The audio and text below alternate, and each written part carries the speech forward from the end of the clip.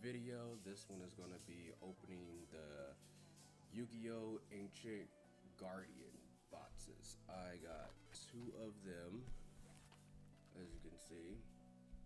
Two of the Ancient Guardians, and always it's going to take a while to open all of these boxes, so bear with me on that, because obviously it's going to be a bunch of packs.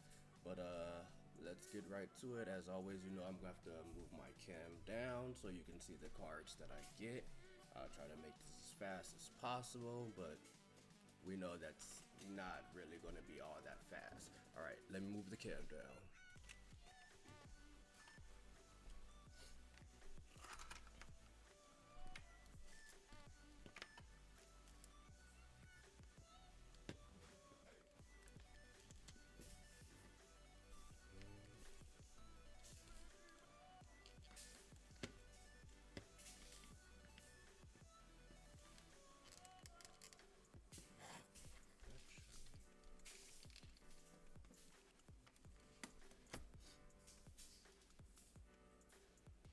Alright, that should be a good enough angle to see it.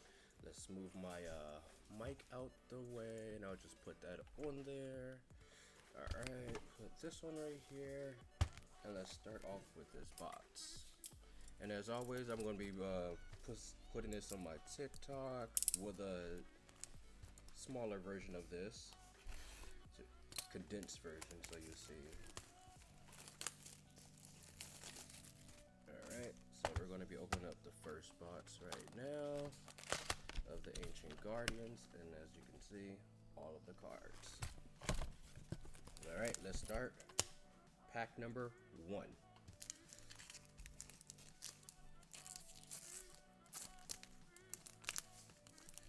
Alright. So the first card I got is Pot of Riches. I'm going to be going through this very fast, obviously, but I just wanted to see what the first card was. Pot of Riches kind of reminds me of Pot of Greed.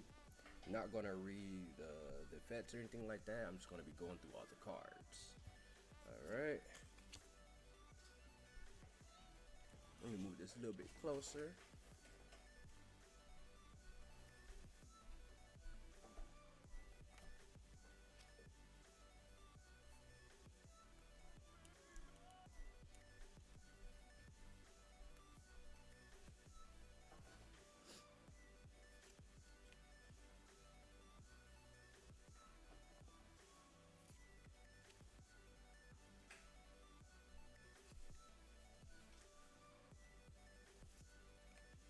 And a hollow.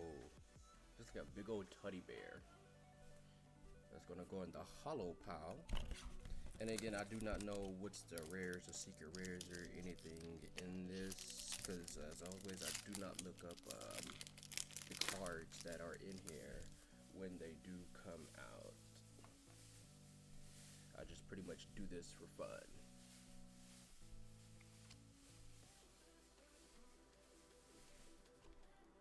And sorry about the cam, sometimes it focuses and unfocuses.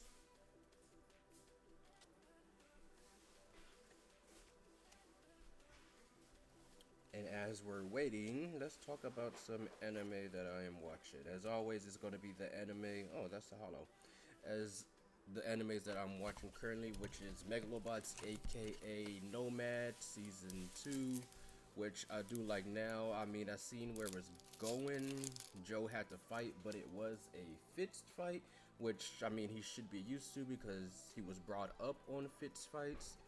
But it does suck because everybody knew that he should have won the person that he fought. But the only reason why he did it was to get the deed back from one of the kids that had his deed stolen because of what the other kid did. Which, I mean, he tried to get it back on his own, but he likes to fight clean, and apparently that makes no money in the boxing world.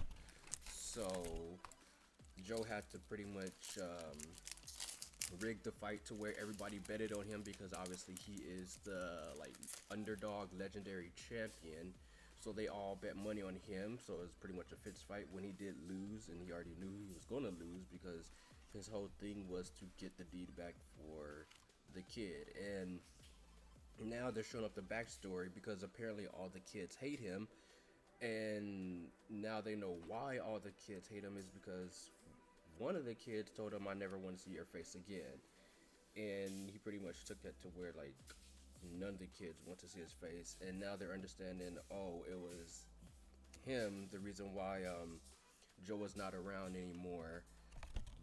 So far, I don't see them blaming him, but at the same time, it's like it's understandable. They should understand like now why it's coming into fruition like that because it was he was pretty much just following someone orders to where like, oh, they don't want to see me, then I guess they don't want me in their life. I'll go somewhere else, which he did do. I mean, he pretty much got on drugs at that point, and he was just traveling around. Actually, pretty nice. Traveling around, just doing. I don't know. He really wasn't doing fights. He was doing more fits fights at that. So I mean, I can see that coming. And then my next anime that I'm on is the To Your Eternity. So that one I still don't really get because it's pretty much just a rock transforming into things that he sees. So far, he can transform into a wolf, a human. Don't know what else he can transform into, but he has been captured. I haven't seen the new episode that came out today, so I'm gonna watch that and then see what happens on that. But he's captured, and obviously he can get out of being captured if he wanted to, but it's not like he doesn't. He just doesn't understand the whole concept of like escaping or anything. So at the end of the episode I seen last week, they was pretty much trying to break out of the little prison that they are in. So I'm assuming they're probably gonna like travel the world or something like that, because it seems like it's gonna be that type of anime where you travel the world, get different experiences, and he can transform into different things based on those experiences. Because that's what it seems like. It has to be like extreme condition to where he would actually transform into something else, or maybe he has to because when he first transformed to the rock, the wolf died near him, and when he transferred into the boy died. So maybe the things is something has to die, which the legendary beast did die in the episode previous. So maybe he can transform into that legendary beast also. Haven't seen anything like it yet. You would assume that he could, based on the information that they're giving us so far. So hopefully, this episode that comes that's for today, when I watch it, will recap and see some good stuff on that. I am seeing a lot of repeats on these cards though, which I mean I don't really mind, but um, we'll see if they get any like good rares or anything like that, because um, I don't even know how they really like label these cards rare, ultra rare, super rare. Like, what makes the card that rare? I know they don't make that many prints of it, but who decides like, oh, this is gonna be the rare card in this pack. This is gonna be the secret rare in this pack. I'm just curious who decides it. Is it more or less the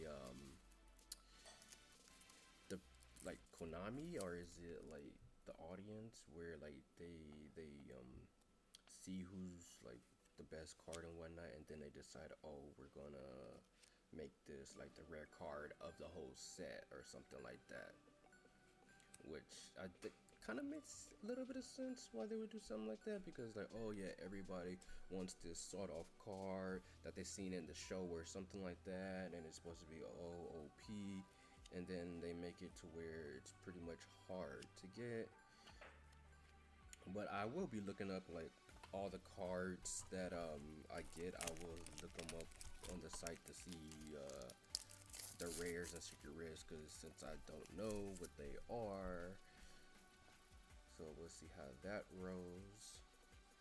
Some more duplicates, which is always, I gotta figure out what I'm doing with my duplicates. I don't know if I'm just gonna like keep all the duplicates, or am I just going to like get rid of them, like give them away, or we'll see, because I'm getting to the point to where I get a bunch of duplicates doing this. It's just a bunch of duplicates. But I noticed, yeah, there is a lot of serpents in this, which it made sense because there's Snake's Reign, so I can understand all the serpents in this pack. And I don't know the effects of any of the serpents in these packs, which even afterwards, I still don't really like look up the serpent wise what's in there. So we'll see how that rolls in. What is there? Alright, and then the hollow is the. Didn't I just get that? Oh no. They look similar, but they're not similar. All these serpents look the same. It's actually nice that you get one hollow at the end of each pack now, because I remember back in the day when I used to collect Yu-Gi-Oh cards as a kid, I didn't really get hollows at the end. It was rare to get a hollow. Maybe that's why like those packs are more sought after, because of their value of pretty much hard to get cards that were hollow and stuff like that, which I guess makes sense. They made it easier to get a hollow. Maybe people were complaining, oh, I don't get a hollow, I don't get this, and then it was like, well, we're gonna cater to the fans now because they all want hollows. But I do wonder about this. Could you get like a whole deck full of hollows? Like, say you made a specific deck, like me, I have the hero deck. Would I be able to get all hollows for my deck? Because I have like Recentrix, Avion, all of the Sparkman, blah blah blah, Clayman. So I wonder if there is a hollow for all of those cards, to where, let's say if you go into a tournament or whatnot and you just have nothing but hollows, that would just be like kind of cool, but it would be kind of funny at the same time. Can't really complain unless it's like illegal cards that you can't play, then that would be something else. But it's not like having hollows is illegal in a tournament. The only thing is like the cards that they deem illegal, which I remember back in the day. I don't know if this still is an illegal card, but Monster Reborn was a legal card because you could bring your monster back to life, which they have other cards like that now, which I find funny. So like, what's the difference between Monster Reborn and those new cards that they brought out that does this similar effect to Monster Reborn, just not Monster Reborn? Like, how did they justify that? Oh, I got the bear again. I don't think there's any what was those, like those super, I don't like the super like where I think those are the secret rares was hollow on the whole card. I don't know if they have that. I would assume they have that in, obviously in the set, but I don't know which one is considered that.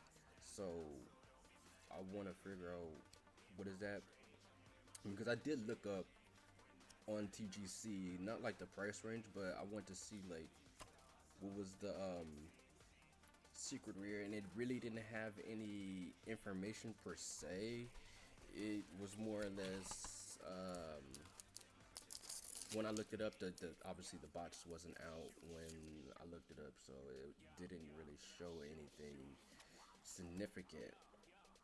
So it really was just pretty much no information at that point, which I wish they did give me a little bit of information, but the only information they gave me was, oh, the bot's coming out, and it's gonna be this. And it actually looks pretty cool. Luster? Oh wow. Big old teddy bear. Actually looks cool at that. Alright. And then my next pack. So I'm almost done with one box, as you can see. I'm getting a little bit better at doing this. Not super good, but it is a little bit better. I'm trying to go as fast as possible, as pretty much as I'm talking. So having that. Also, Tokyo Ravagers or Revengers, I always get that name mixed up because I'm not really like looking at it.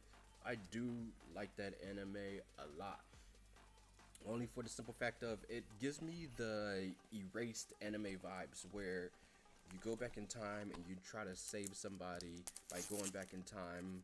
But the only difference is this guy, he goes back in time by shaking one of the guy's hands, and if he accidentally shakes his hand, he gets put back into the future.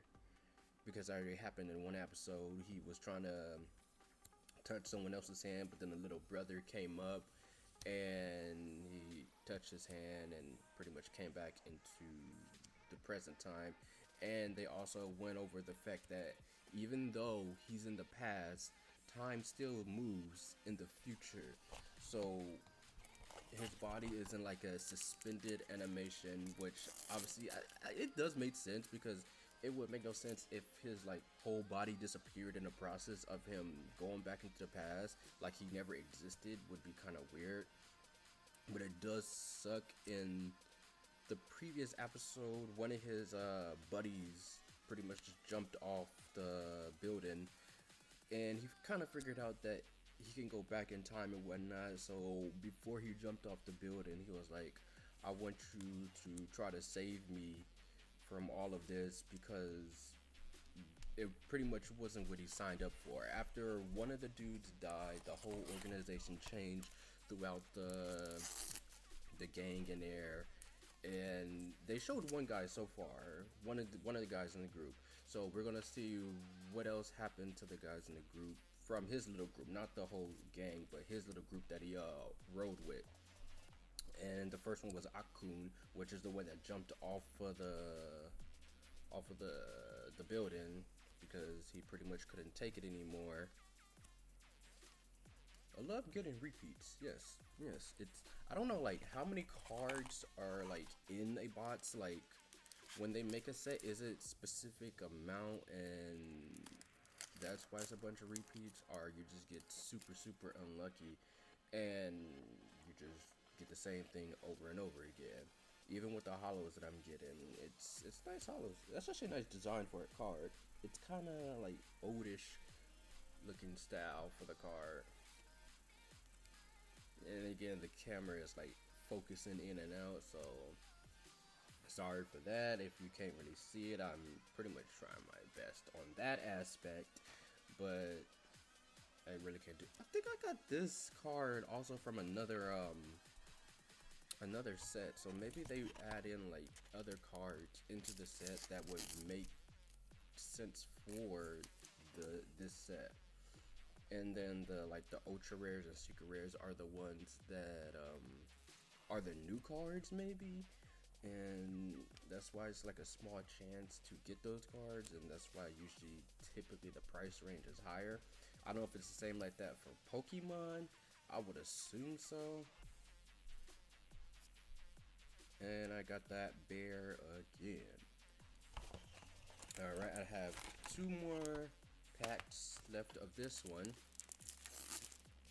So let's see. I don't know if I got any of the cards on the front of the box though. Then again, I do not know their names on the cards that are on front of the box. So even if I did pull one, which would be a hollow card, I would assume it. I don't think it would per se look like that picture that's on there. Because obviously this is like a bunch of monsters on one box, or so there's actually, well, only two on this one, which I can see. Alright, so then that's that. This is the last pack for this one, and that's pulling on 19 minutes. So yeah, this one's pretty long, and that's why these things take a while when I buy two boxes instead of one. I noticed when I did the Ghost of the Past, that was pretty fast, just for the simple fact of the first Ghost of the Past, sorry about the mic, the first Ghost of the Past that I did, it was very, how to say it, fast, because it was just one little thing, and I didn't know that one box came with 3 packs. So that was pretty much my fault on that, and that's when I bought the second go of it, and then I was like, okay, let's see what cards I get in this, and I didn't get the card that I was looking for, which was a card that I knew. I just got cards that I didn't know, so that kind of sucked. But hey, it's all part of the collecting game, as you can see. All right, next box is open, and here we go. All of the packs, I'm gonna put them on top of this one and go pack by pack. And as always, don't forget to follow me on here on TikTok. I do make TikToks. Right now, most of the TikToks are about Yu-Gi-Oh or some type of anime in that aspect because that's pretty much what I do. I also stream on Twitch. Not very like I haven't put like 100% focus into it, but I will be doing that soon because that's pretty much what I want to do. Just make videos, stream, and pretty much that's it. Like that was my whole goal when I built my PC, which it took a long time to build this PC. I'm not gonna lie, but I am glad that I did build it because it was an experience. I mean, I wish everybody could build their own PC so they can experience it itself, unless they don't want to build a PC. I mean, if you don't want to build a PC, you want to get a pre-build or something like that, go for it. I mean, it's pretty much the same thing. The only difference is when you build your PC, you know all the parts and everything about it, as opposed to if you buy a pre-build, you're pretty much, it's all set up. So if you need to replace something, obviously you can take like the whole thing back, but if you do it yourself, you know exactly how to, unless you already know how to build PCs and you just didn't want to go through the aspect of pretty much building one yourself. You just wanted a pre-build to get it done so you can pretty much game and have fun, which go for it. I mean, there's nothing stopping you from doing that either. It's just that I like that I did it because it's something I always wanted to do when I was younger, and I never did it because I was pretty much like scared, and it it really shouldn't have been that. Like I really should have just went through all of it and just did it, but no, I was too scared to do it back then. Which I think if I did it back then, I would have had way more knowledge on it. Right now, I'm still learning PC wise on the knowledge, which does kind of suck because it could have been way better. But I think back then PCs were harder to build, only for the simple fact of it seems like they kind of dumbed down how to build a PC as opposed to back then building a PC, because it seemed like there was more components and stuff that you needed to build it. Not like hard components, it's like you really needed to know what you were doing, as opposed to now it's just pretty much you buy this piece, you buy that piece, you buy this piece goes in correctly just like that. It just stick, click, and that's pretty much it. Now, don't get me wrong, it could be the same, but I'm just saying it seemed like throughout the time you would think they would make it easier, which I would assume they did because a lot of people make PCs now. And back then, I don't think a lot of people made PCs unless you were like a super nerd or something like that. And like, there's nothing wrong with being a nerd or anything like, but it just seemed like those were the only people that were making it. But then again, back then there was no such thing as streaming, so that made sense. Where if you just was making a PC just to game and have fun, so you can enjoy the aspects of the gaming. And I also do wonder though, like, were PC parts like price range higher back then than what they are now?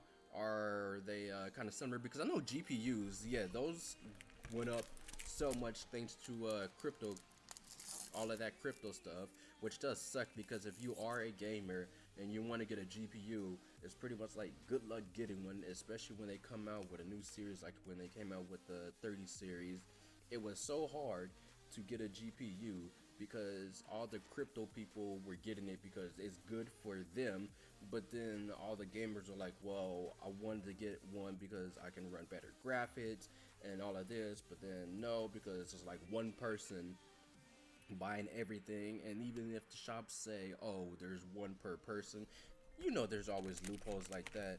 You could bring multiple friends or whatnot and just pretty much buy out the whole store.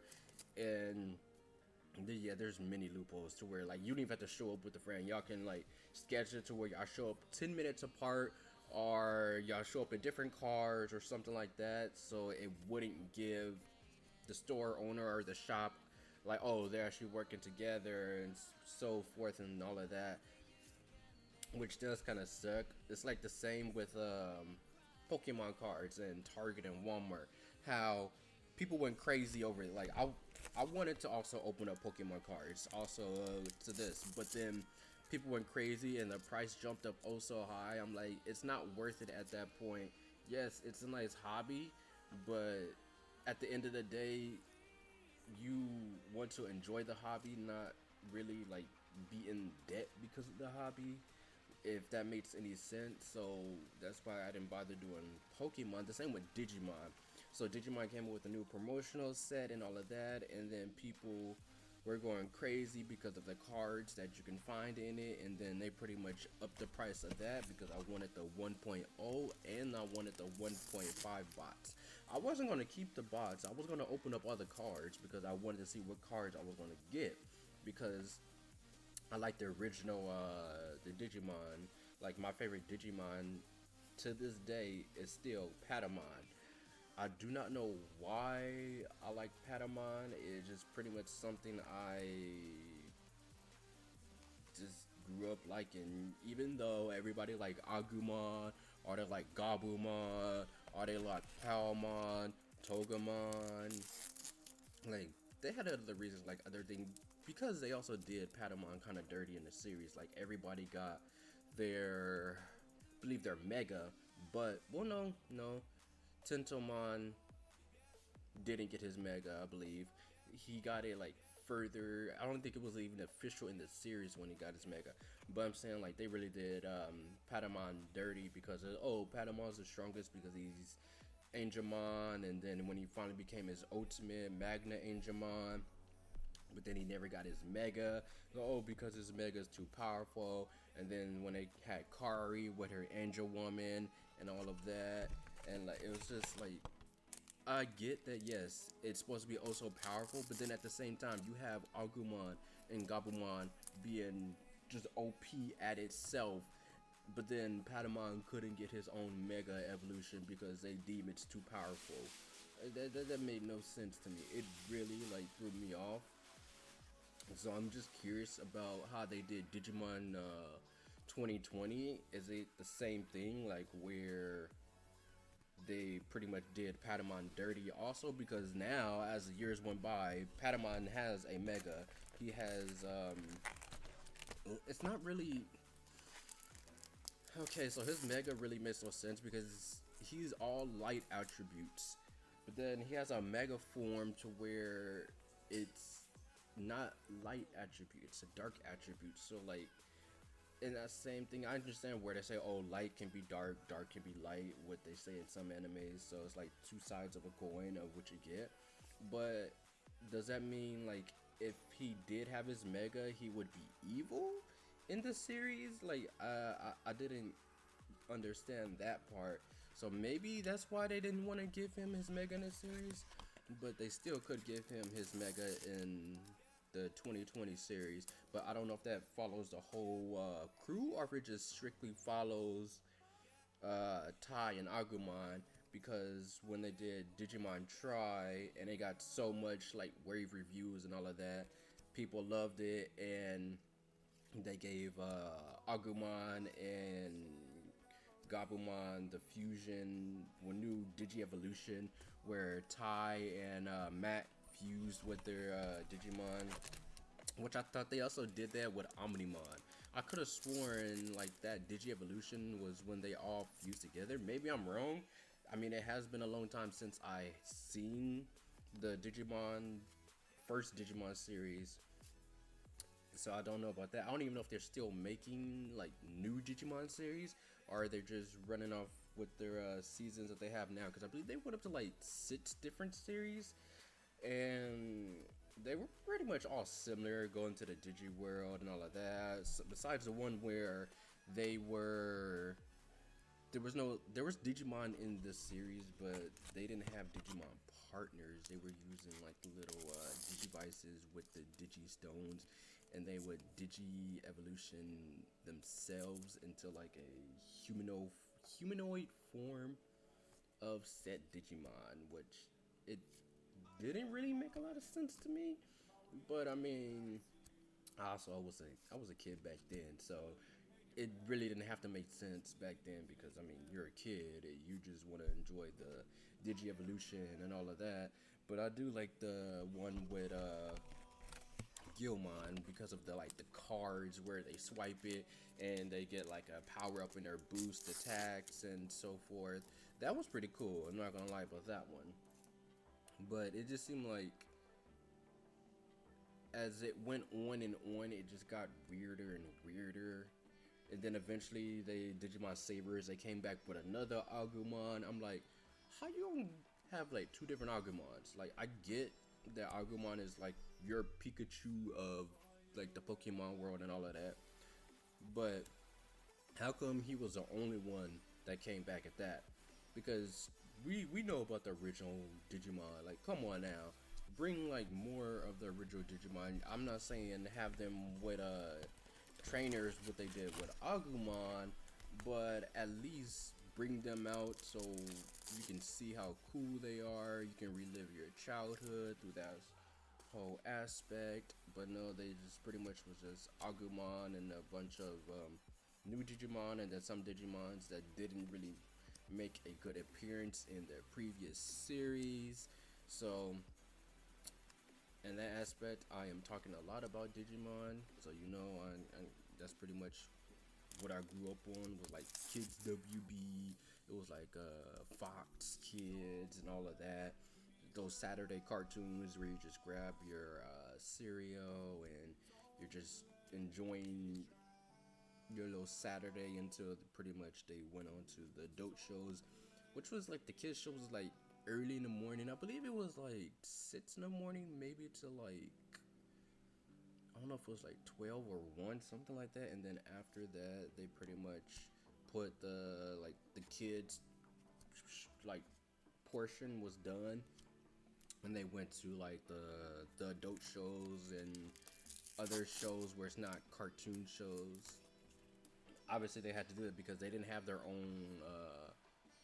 They didn't have like their own station like Cartoon Network, Nickelodeon, Disney. They didn't have anything like that, so they pretty much had to use their channel for everything, which was kid shows and adult shows. So it made sense how and why they had to do it. It just did also suck that it was only on Saturdays. So throughout the whole week, if you didn't have cable, the only other stuff you would have to look forward to would be like Simpsons, King of the Hill. What else were there? What else other cartoons were there growing up? I know there's like wrestling. That really wasn't a cartoon, but it did entertain a lot of kids. Because I remember growing up, looking at all the wrestlers. My favorite ones was Scotty 2 Hotty and Grandmaster Setsi. And every kid at school was always doing the worm because of that, which I don't see it anymore. Like I don't know if they invented the worm or the worm was already out and they pretty much took it as their own because it was popular at the time, or because I know a bunch of wrestlers their own special move is supposed to be like their signature move, so people can notice them, and it's like in an anime, their ultimate move is supposed to like take everything out. So I get that, I really do, but it's kind of funny because it is an entertainment industry, so obviously you're just there for the entertainment. We all know it's Fitz fights, like it's the epitome of Fitz fights, but we wouldn't care because it was the entertainment aspect in that. So only people that knew what was happening was obviously the wrestlers, and this is last pack.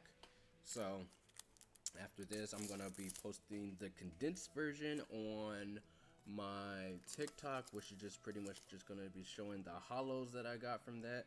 So if you want to follow my TikTok, it is the same name as my YouTube, which is Sanni Sama. The same for my Instagram. Pretty much everything I have is Sanni Sama. I made it very, very simple. Even for my Twitch, it is Sanni Sama. Granted, I haven't been streaming a lot, but as I said, I will be getting back to that streaming aspect of Twitch, because it is kind of hard to get known unless you are a hot tub streamer, which, as you can see, I am not a hot tub streamer. And that is the last card of the pack. So, with that being said, if you stuck around through the whole thing, I'd say thank you for that. If you skim through it, skip, then when they want to hear what I was talking about and all of that, just want to see like the holo cards that I got from the set,